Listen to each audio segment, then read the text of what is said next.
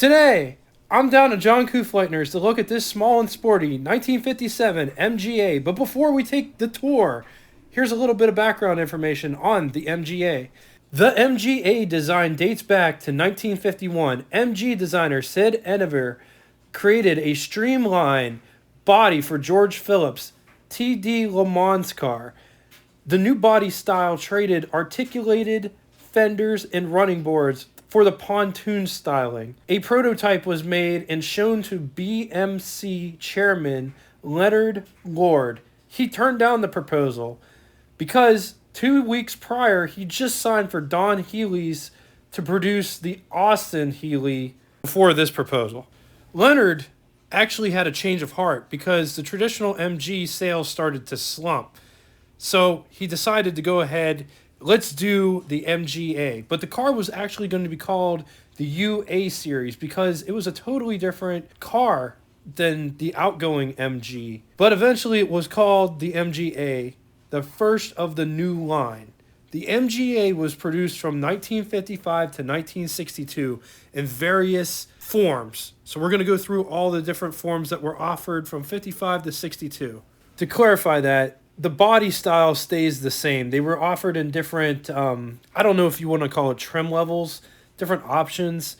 The first series, 1500 series, it was produced between 1955 and 1959. This is what our car is in the video. It was called the 1500 because it was powered by a 1,489cc engine with twin H4SU carburetors, produced 68 horsepower, but it was uprated not long after launch to 72 horsepower. Lockheed hydro drum brakes used on all four wheels. There was a coupe version offered. They made 58,750 units from 1955 to 1959. Next up, we have the 1600. It was produced from 1958 to 1960. It had the twin cam, high performance, was added in 1958. It used high compression, dual overhead cam with aluminum cylinder head version of the B series engine, producing 108 horsepower. But due to pre-detonation problems, a 100 horsepower lower compression version was used later. Four-wheel disc brakes were added by Dunlop. The twin cam engine was very temperamental, and it was notorious for warranty problems during the course of production. The engine suffered from pre-detonation and burnt oil. 2,111 twin cams were produced between 1958 and 1960. Moving to the 1600 and the 1600 Deluxe. It was made from 1959 to 1960. It was an updated engine, 1,588 cc's, making 79.5 horsepower. Front disc brakes, but it still had drums on the rear. They produced 31,501 between 1959 and 1960. The last series was the Mark II and the Mark II Deluxe, made between 1960 and 1962. The engine size increased to 1,622 cc's. The cylinder head was also revised with larger valves, re-engineered combustion chamber, which increased horsepower to 90 horsepower. There was 8,198 roadsters produced, 521 coupes produced. Getting back to our 1957 flavor of MGA 1500, an early open car was tested by British magazine called The Motor in 1955.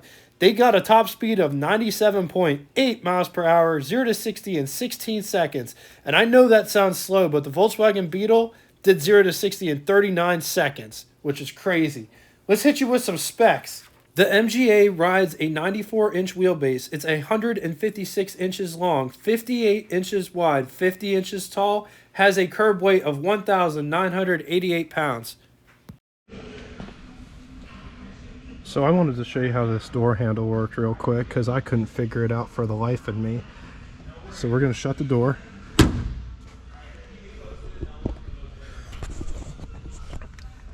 So right here, you have to, if it's tight, that's the door is locked. Untighten it, move it back like that, and then you pull this cord and that pops the door open. That is super weird. I don't know if that's the way it's supposed to be. In the comment section below, is that the way it's supposed to be? Alright, I'm gonna get up inside this.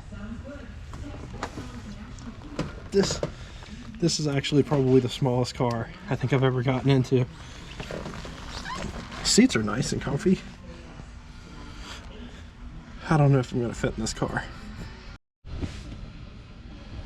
So that's what it looks like with me inside of this car. If I took the top off, it would be more comfortable. There's a little bit of space, but if you hit a bump hard enough, this bar is going to go into my head. My head is taller than the windshield.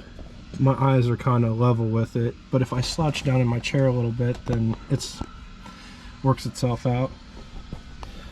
The steering wheel is very upright. It's actually kind of cozy in here. The seats are really comfortable. Really nice cloth material. Okay, let's walk through this dashboard, all the button switches and knobs. First, there's a flasher. Right next to the flasher is the turn signal switch. It's a really weird placement, I know. Okay, there's two gauges directly in front of the driver. On the left-hand side is the speedometer. Inside the speedometer, there's a couple other gauges. Right on top of the needle, there's a tripometer. And right below it is the odometer. There's also a high beam indicator light inside the speedometer. Moving to the left-hand side, that's the tachometer. And there is a light for the ignition system in the tachometer. There is a switch in the middle of the two gauges, and that is to illuminate the panel lights. You could turn the headlights on without illuminating the panel lights in this car. Just to the right of the tachometer is a smaller round gauge that's actually split. It has two gauges in it. The top gauge is for the oil pressure. The bottom gauge is for the water temperature. There's a series of switches around this gauge. Okay, let's start with the two top switches first. The one on the left-hand side at the top is the headlight switch. The one on the right at the top is the fog lights. Now the two bottom switches. The one closest to the driver on the left-hand side is the starter switch, and the one on the right-hand side is the choke mixture. Moving just below, that's all your climate control settings. Right above the climate controls is the horn button.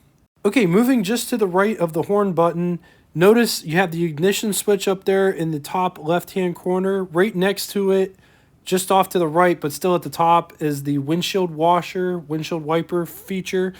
The keys are covering up a clock. The other switch is to set the clock. That's what that switch is for. And then there's this little glove box. I'm not sure if that's an actual glove box. I couldn't really get that off of there. I didn't want to ruin anything. And then right to the right of that, there's a map light. And then right to the right of that is the switch that operates the map light. But you definitely sit in this car, not on it. Just check out how far the clutch, brake, gas pedal is. It's way underneath the dashboard. This is what you get behind the seat. There's a little bit of storage area back there. While we're back here, I wanted to show you how this all works. So when you put the top up, if you want to fasten it in place, there's just these little peg type things that lock it in place. Obviously you have to push this down on the buttons the whole way around, but this is what locks it into place. And then you also have ones at the top here that you have to fasten in. Okay, getting under the hood of this one, it's a little bit confusing. Once you get the hood popped, when you get it, you can see that red, it's actually a hook. It catches on, there's a little bar inside of there, and it won't let you pull it up any higher than that.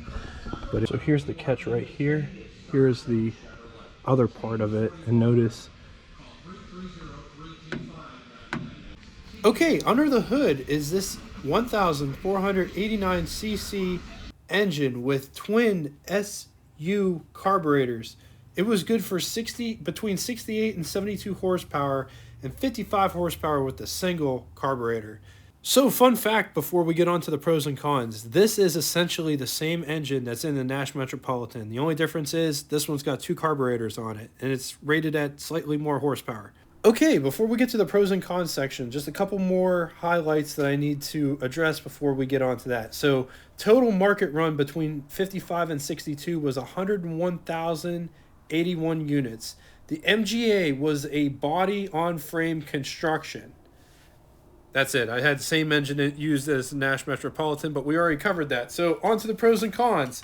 Pros: styling, strong chassis, mechanically simple, easy to work on, most parts still available, open air, fun, that's the Roadster, good US supply, still commands intense interest. See, even this book contradicts because when I did the Nash Metro episode, it said that the engine was unreliable. This uses the same engine.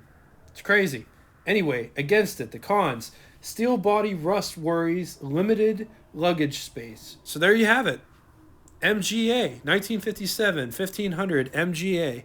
Thank you guys so much for watching. And until next time, toodaloo!